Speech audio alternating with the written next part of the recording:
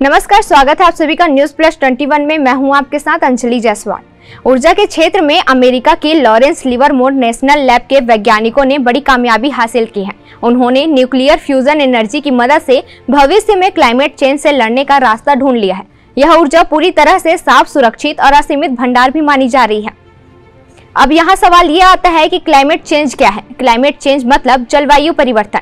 तापमान और मौसम के पैटर्न में लंबे वक्त के बदलाव से यह बदलाव स्वाभाविक हो सकता है। जलवायु परिवर्तन में जलवायु के आने वाले वैसे तमाम बदलाव शामिल हैं जो दशकों या सदियों तक बने रहते हैं।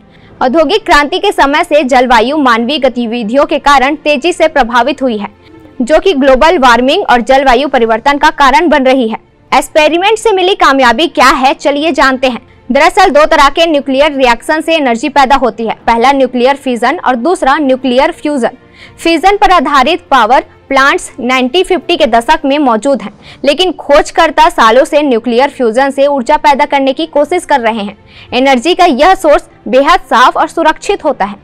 वैज्ञानिकों का मानना है कि इससे हमारी फॉसिल फ्यूल पर निर्भरता खत्म हो जाएगी, जिससे क्लाइमेट चेंज में कमी आएगी। अमेरिकी रिसर्चर्स ने जो प्रयोग किया है उसमें एक ऐसा न्यूक्लियर फ्यूजन रिएक्टर बनाया गया है जो खपत की तुलना में ज्यादा ऊर्जा का उत्पादन करता है। ऐसा दुनिया में पहली बार हुआ है। क्या आपको ये पता है कि दुनिया में 10% ऊर्जा फिजन से आती है?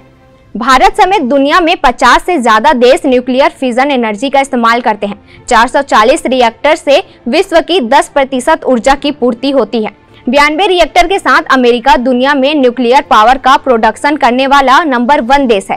इसके न्यूक्लियर पावर प्लांट विश्व की 30% बिजली पैदा करता है।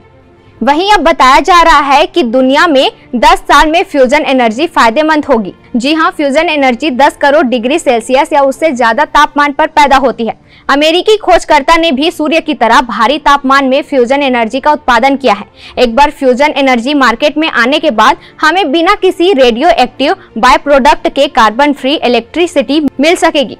दुनिया के बड़े बिजनेसमैन जैसे जेफ बेजोस और बिल गेट्स ने भी इस टेक्नोलॉजी में निवेश किया है। पिछले एक साल से ही 230 अरब रुपए का निवेश हो चुका है। साल 2030 के बाद इससे दुनिया में बिजली का उत्पादन मुमकिन है। ऐसे ही तमाम साइंस से जुड़ी जानकारी से अपडेट रहने के लिए देखते रहिए न्यूज प्लस 21, आपके हक की बात।